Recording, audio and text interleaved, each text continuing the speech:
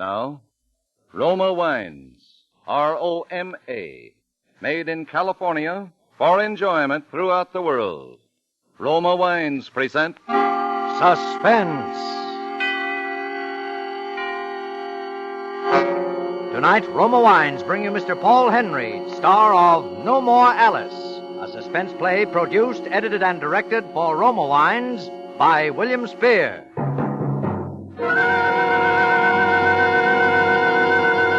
Suspense, radio's outstanding theater of thrills, is presented for your enjoyment by Roma Wines. That's R-O-M-A, Roma Wines. Those excellent California wines that can add so much pleasantness to the way you live, to your happiness in entertaining guests, to your enjoyment of everyday meals. Yes, right now a glassful would be very pleasant, as Roma Wines bring you Paul Henry in a remarkable tale of Suspense.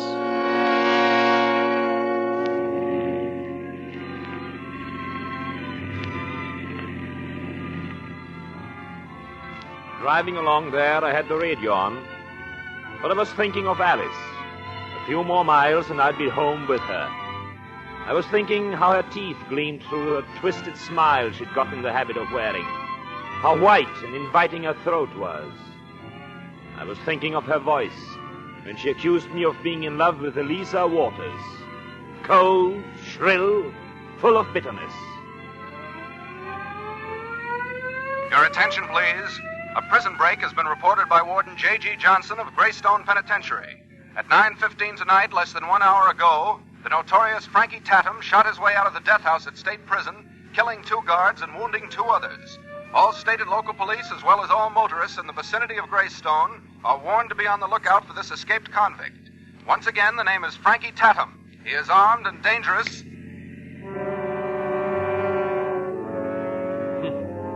I was just entering Greystone. Somewhere in these mountains was that escaped convict, a condemned murderer. It seemed such a cliché somehow. I've heard that situation worn threadbare on cheap mystery broadcasts. The escaped murderer announced over the radio, the innocent listener. But I began to think about it, and all at once Alice got mixed in those thoughts. I slowed down the car and pulled over to the side of the road. I kept the motor running and the lights on. I just sat there. I don't know how long I waited there. Maybe 15 minutes, maybe an hour. All I did know was that so long as that siren screeched, Frankie Tatum was still at large somewhere in these mountains. I was in no hurry. Finally, someone was coming. I sat very still and kept my eyes focused on the overhead mirror. The figure was materializing out of the thick brush that lined the road, moving stealthily toward the car. I waited. Presently, the handle on the door nearest to me turned. All right, don't move, you. I had no intention of moving. Shut up. Get out of the car, and don't try anything. A car isn't going to do you any good, Tatum. The highway is patrolled and blocked off for miles. I told you to button up and get out. 2 motorcycle troopers just went by here, looking for you. I said get out of that car. But I want to help you, Tatum. Why do you think I sat here with the lights on and the motor running? Huh? I knew the lights and the sound of the motor would attract you. God, don't give me that. There's miles of country here. How could you tell I'd come this way? This is the shortest and safest route to the old stone quarry on the other side of the mountain. If I just escaped from prison and wanted to hide out until my pals could get to me, that's where I'd head. Yeah? Hey. Cops. Yeah.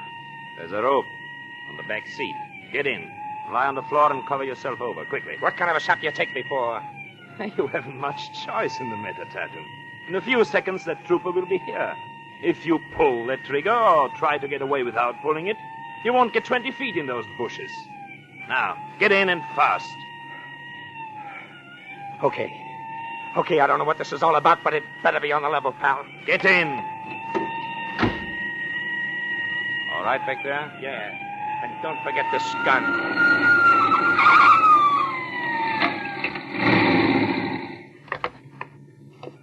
What's going on here? Having trouble with my motor, officer. Keeps heating up on me and stalling. You got it running now for if it's overheated. Just started it up. I see your license. Oh, gladly. Here you are. Warren Rice. Oh, Dr. Rice. All right. Gosh, Doc, why didn't you say it was you? Probably because you didn't ask me. Hey, you better watch it, Doc. Frankie Tatum's escaped from the death house up here. Frankie Tatum? Yeah, you must remember him, the bank robber and killer. Papers were full of him a while back. Bad guy. Shoot you in the back quick as he'd breathe. Did you say shoot me in the back? Yeah, he's loose somewhere in these mountains. You better not hang around any longer than you have to, Doc. He's a bad actor. Thanks very much, officer. I'll get started right away and see if I can make home without stalling again. Yeah, well, good luck, Doctor. Good luck to you, officer. Hope you'll find Tatum.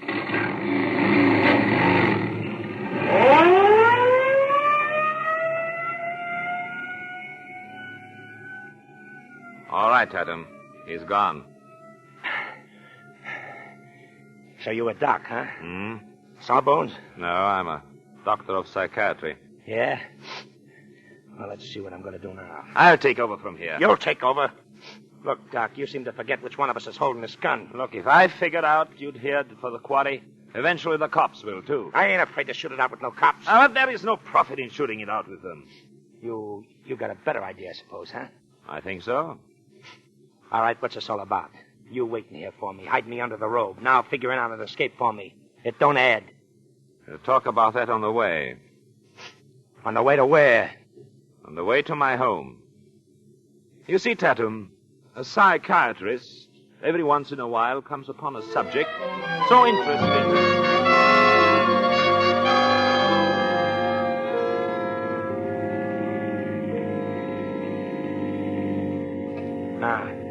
In other words, Doc, you're trading me a safe hideout and a chance to make a clean getaway for the opportunity of using me as a guinea pig. That's right, Tatum. I want to study you for a while. Yeah? Well, you've fronted for me all along the line. And if I can make a clean break out of town in a few days or so, well, I guess I can stand being under glass that long. Okay, it's a deal. All right, Tatum. Follow me. Wait a minute. Hey, we going to the front door? No. There's a side entrance. Leads to the left wing of the house. That's where I have my office. Okay.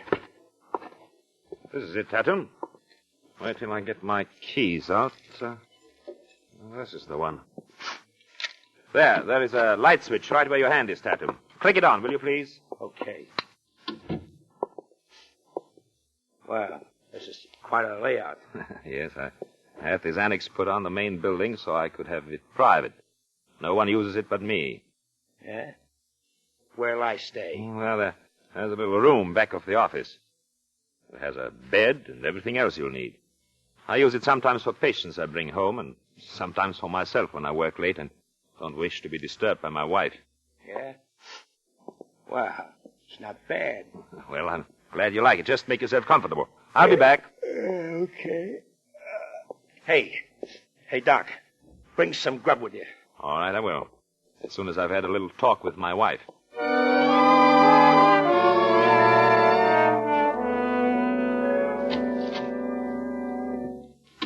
Good evening, dear. So you got home? Yes, Alice, I just got in. I didn't expect you until morning. I finished the case earlier than I thought. Had anything to eat? No. I'll call Greta. It's her night off. Julie, too? Yes. I'll get you something myself. Oh, no, Alice, don't bother. Bother? Why, it's a pleasure, darling. Thanks. Oh, yes, I almost forgot I have someone with me. Not Lisa, by any chance. Alice, I'd hoped you'd forget about the other night and all the disagreeable things we said. Disagreeable? I found them rather enlightening. Did you? Yes. It isn't every wife whose husband is so honest, telling her that he's in love with someone else. Oh, I'm sorry about that, Alice. I didn't mean to say it, really. I can believe that. I mean, it isn't true. I'm not in love with Lisa. I've never been. Is that why you wanted a divorce? I said that in the heat of the argument, Alice. I've no reason to want a divorce. Especially since I told you I'd never give you one. I'm not going to argue with you anymore, Alice. I told myself that on the way home. I'm going to try to make our marriage the way it was 10 years ago. A very pretty speech, darling. But I'm afraid it will take a great deal more than the power of words to convince me of that. Oh, I think I convinced you, Alice. If you'll give me time. I'm sure I can convince you.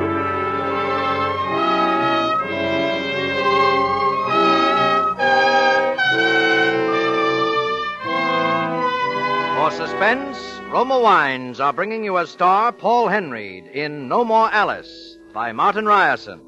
Roma Wine's presentation tonight in radio's outstanding theater of thrills, Suspense.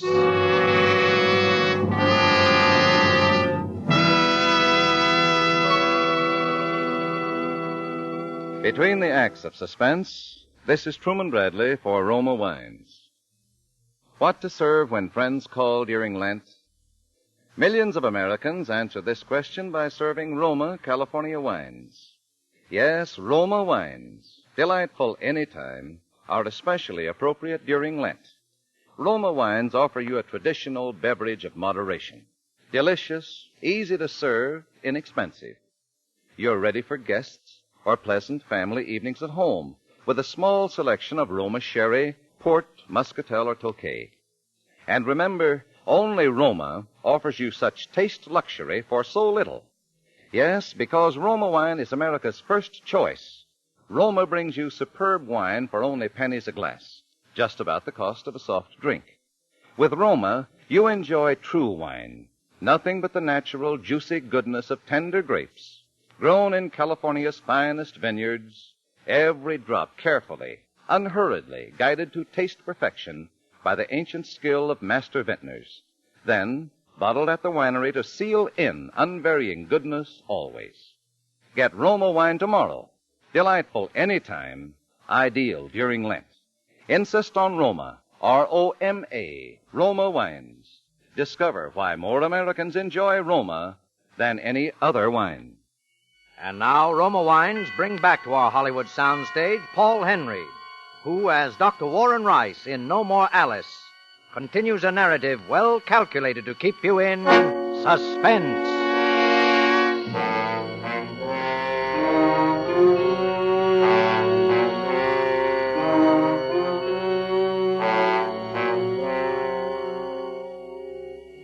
One might suppose there are no particular advantages to hiding an escaped convict in one's home, and a convict who is a murderer at that. But there are, under certain circumstances, sometimes. The morning after, I began the procedure of winning his confidence, making him believe I'd really brought him there for the purpose of using him as a guinea pig. It was an interesting deception. School? Yeah, sure. I went to school. Reform school for 6 whole years. How long did you bury your nose in books? About 20 years. 20 years? Mm-hmm. What's there to learn that would take 20 years? I went through college. Then I took several postgraduate courses. You sure had plenty of time to waste. What did your father do for a living, Tatum? He was shot in a Chicago stick-up when I was 2-year-old. How about yours? My father was the president of a bank. Bank? Blank check, huh? Yes, Tatum. I never really wanted for a thing in my life that I couldn't have. Well, we sure came out of different baskets, didn't we, Doc? Yeah. Tell me, when you robbed a bank or killed someone, was it premeditated? You mean, did I plan them? Yes. Well, sure. Sure, you have to lay out a bank job. But killing, well, that just happened. Somebody just had the rough luck to get in my way. Did you feel you had the right to take the life of another human being? Why not? Somebody tries to take something from me, so I nudge him out of the way. But you, well, you wouldn't understand that, Doc. You just said you never wanted anything you couldn't have. Ever feel remorseful when you killed someone? Remorseful? What's that? Well, did you ever regret it? Did it ever bother your conscience? No. Why should it? Why, I'd kill my own brother if he ever got in my way.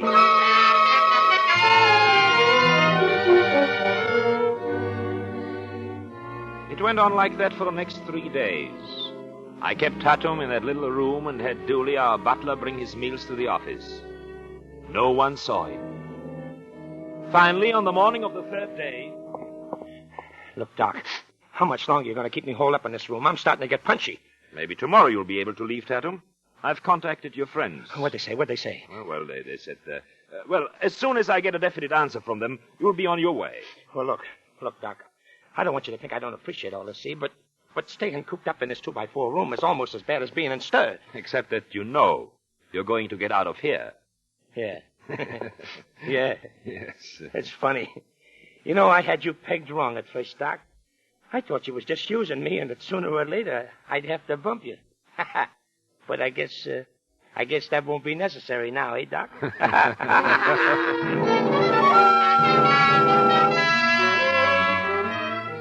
Yes, Stanton was getting restless. So was I. I couldn't keep him hidden out much longer. The rooms were getting dirty and had to be cleaned by Greta. Alice was getting a little curious as to who my patient was. If he stayed there too long, there would be questions. It was time to act. That evening it rained, came down in torrents. But it was mild compared to the storm that surged inside me. I walked into the drawing room and saw Lisa Waters sitting in front of the fireplace alone. Alice asked me to drop over and said you'd be furious if I didn't stay for dinner.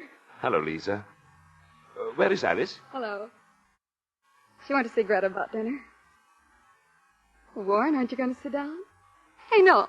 You're beside me on the divan. Thanks. My. It's been a long time since I last saw you.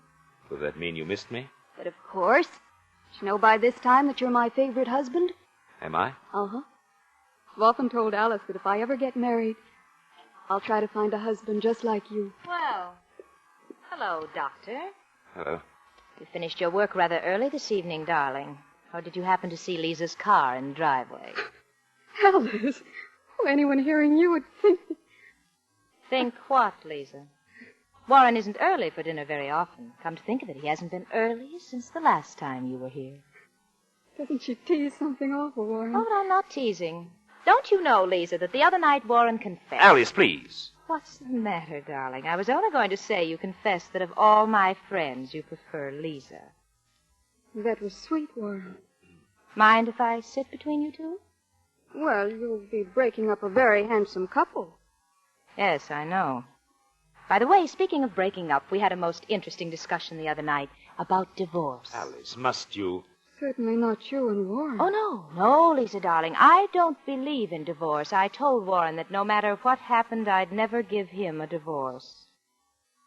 I don't imagine you would. After sacrificing and working with him for 10 long years, I'd never step aside for anyone. Not even if that anyone was you, Lisa. My best friend. That's how marriage should be. Till death do us part.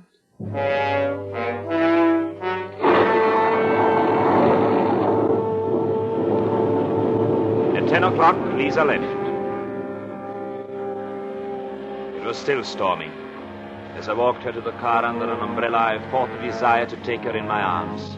Tell her that after tonight she would be mine and I would be hers. And there would be no more Alice. But she seemed so young, so far from the thought of murder. Suppose I were wrong and took her into my confidence, tell her about my plan to kill Alice. It could mean the end of everything. No, I must wait. It wouldn't be long now before there'd be no more goodbyes like this one. I watched the car crawl down the driveway into the rain and the darkness. Then I went back into the house. Alice was in the drawing room. I didn't have much to say. She did all the talking. She still goaded me about Lisa, asked if I kissed her goodnight, if we made a secret tryst.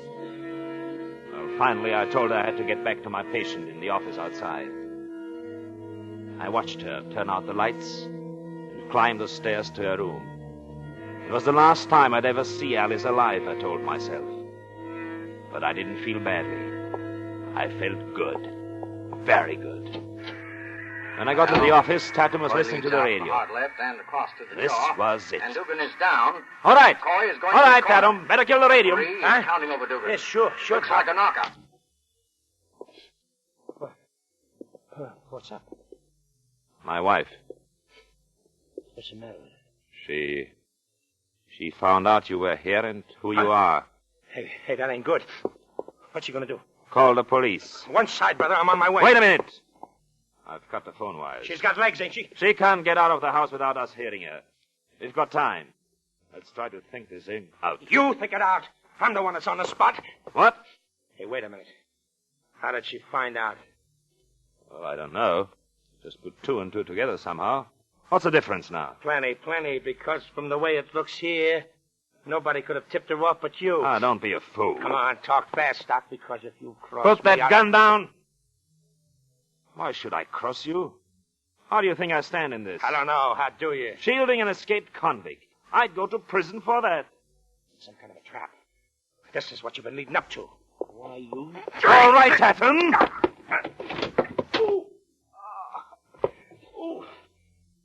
Now, you stupid fool, listen to me.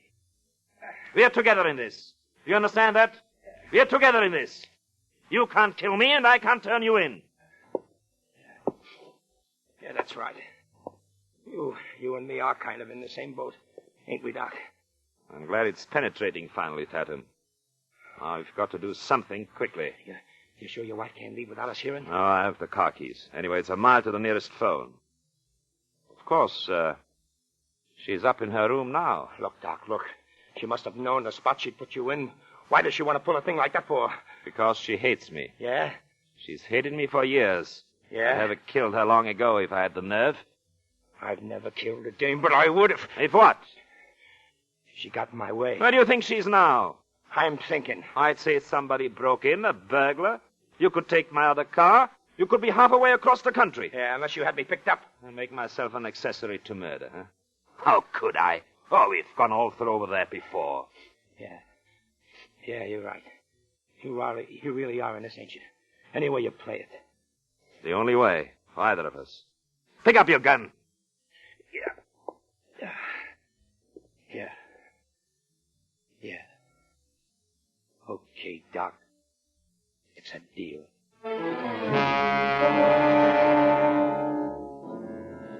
Slowly, Tatum opened the door and slipped into the hall. I waited a few seconds. Then I walked to the desk. I unlocked the top drawer and got out my revolver. Cautiously, I opened the door and moved into the hall toward my main building. As I reached the foot of the stairs, I heard the door to Alice's room squeak open. I went up the stairs, quickly, without a sound. As I reached the stop step, there was a muffled scream, a slight struggle, a single shot. And then a terrible silence. I crept to the door of the bedroom. Slowly I opened it.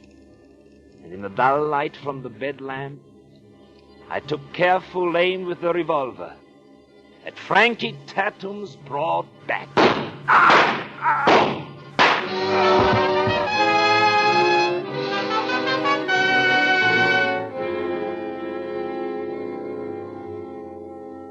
Four bullets I pumped into him. A wave of conquest swept through me. For this was perfection. This was the difference between a crude killer like Frankie Tatum and me. This was exactly as I had planned it. In a moment, Dooley, our butler, summoned by the shots, would rush into the room. He would find me standing there with a gun in my hand. The way I would disarrange the room in the next few seconds would convince him and the police that Frankie Tatum had broken into my wife's bedroom and murdered her. And I, the gallant husband, had rushed to the scene and blazed away at him. It would look awfully nice in print. I would be quite a hero. And no one would know that I had carefully planned this murder step by step, from the moment when I first heard the prison siren on the mountain road. Yes, now at last, I was free to marry Lisa. Already I was busy turning over the furniture, disarranging the bed, reaching to tear the robe from the prone figure on the bed. And then... Warren! A voice. A woman's voice! Warren! I spun to face the doorway. I could feel the blood drain from my face. A terrible coldness reached out and grabbed at my heart. Alice! It was Alice! Framed in the doorway. Fear smashed into my brain. I turned toward the figure on the bed. Turned it over. A scream choked in my throat. There, before me. play the lifeless body of Lisa. He's the man who escaped from Greystone Penitentiary. He's the man you kept locked in your office. Isn't he? But I put her in her car. I saw her drive away. You planned to have him murder me. But he killed her instead. But I saw her drive away. She came back. I saw her. Landslide blocked the highway. I told her to spend the night. She could have my room. You planned to have him murder me, didn't you? You planned to have him murder me, didn't you? She spoke. She gloated. Alice moved into the room. I circled to the doorway. The revolver was still warm in my hand.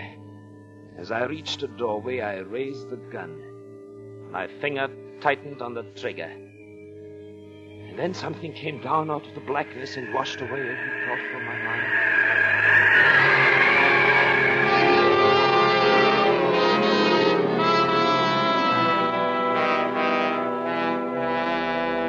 And that, gentlemen of the jury, is the true confession of Dr. Warren Rice, told you in his own words. Ironically, the very person Rice expected would be his chief collaborating witness turned out to be the man who trapped and convicted him.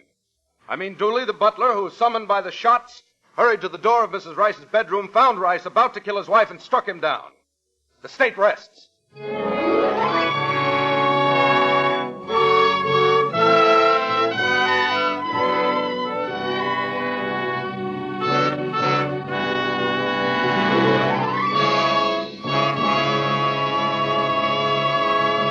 Suspense. Presented by Roma Wines, R-O-M-A, made in California for enjoyment throughout the world.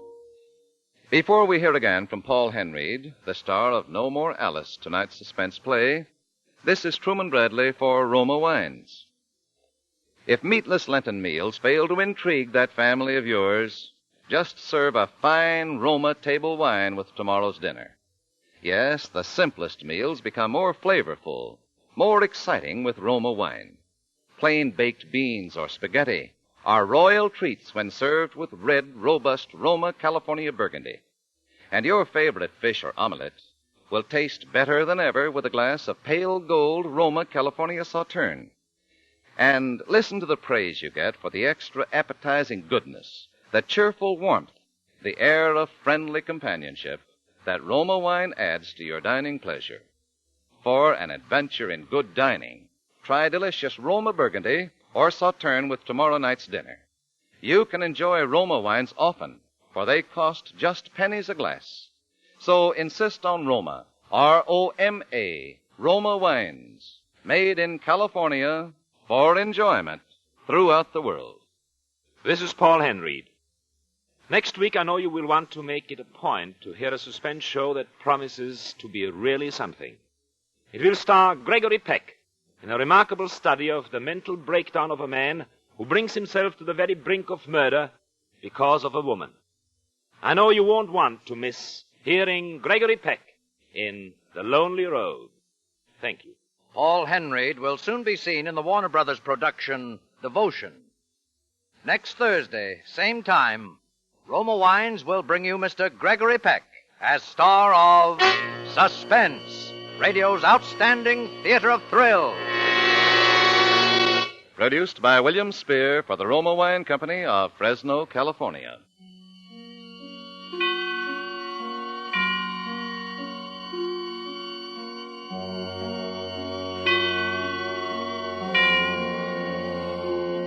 Suspense is broadcast from coast to coast and to our men and women of the armed forces overseas by shortwave and through the worldwide facilities of the Armed Forces Radio Service. This is CBS, the Columbia Broadcasting System.